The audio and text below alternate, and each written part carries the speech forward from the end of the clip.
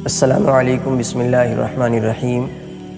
آج جو بک ہے، کیونکہ انسان کا اگر کچھ وقت کتابوں میں گزر جائے دن بھر میں تو انسان کا موڈ فریش ہو جاتا ہے۔ تو آج جو کتاب ہے شرم و حیا، ان کے رائٹر ہیں پیر ذوالفقار احمد نقشبندی۔ ان کے کتاب بہت جامع ہوتی ہے، بہت نصیحت آموز ہوتی ہے، اور ہمیں حیا کی تعلیم لینا ہے، کیونکہ حیا کیسے پیدا ہو ہمیں خود نہیں معلوم، تو ہم کیسے حیا کریں گے؟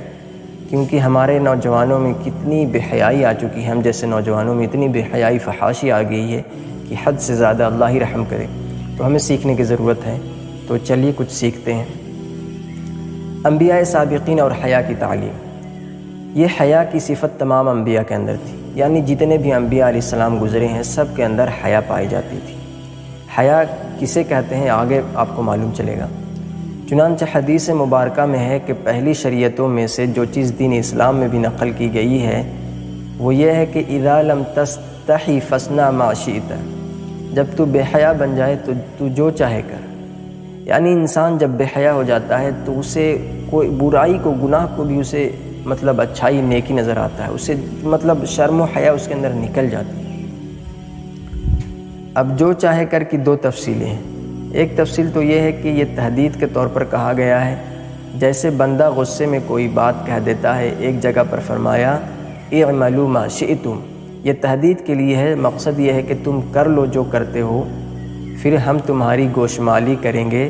دوسری تفصیل یہ ہے کہ طریق المبالغۃ فی الذم، ذم میں مبالغہ کرنا کہ اچھا کرو جو تم کرتے ہو۔ اب حیا کی اصطلاحی تعریف۔ اصطلاحاً حیا بندے کی ایک ایسی کیفیت ہے جو اس کو عیب والے کام کرنے سے روکتی ہے۔ چنانچہ تغیر و انکسار یعتری الانسان من خوف ما یعاب به، یہ ایسی کیفیت ہے جو بندے پر چھا جاتی ہے اور اسے عیب والا کوئی کام کرنے سے منع کرتی ہے۔ سبحان اللہ۔ یعنی جس کام میں ذلت ہو، رسوائی ہو، شرمندگی ہو، ایسا کام کرنے سے جو کیفیت بندے کو روک دے اس کا نام حیا ہے۔ آپ کو بتایا نا کہ حیا اسے کہتے ہیں حیا، یعنی رسوائی، شرمندگی اور عیب والے کام سے انسان کو روک دے اسے حیا کہتے ہیں۔ وقال الجرجانی هو انقباض النفس من شیء وترکہ، اور جرجانی نے کہا کہ وہ نفس کا کسی چیز سے ہٹنا اور اسے چھوڑ دینا ہے۔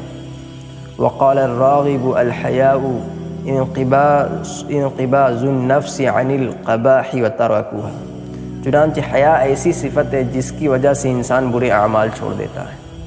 یعنی حیا پیدا ہو جائے گا انسان کے اندر تو وہ برے اعمال اپنے آپ چھوڑ دے گا، گناہوں کا کام اپنے آپ چھوڑ دے گا، رسوائی اور عیب والا کام اپنے آپ چھوڑ دے گا۔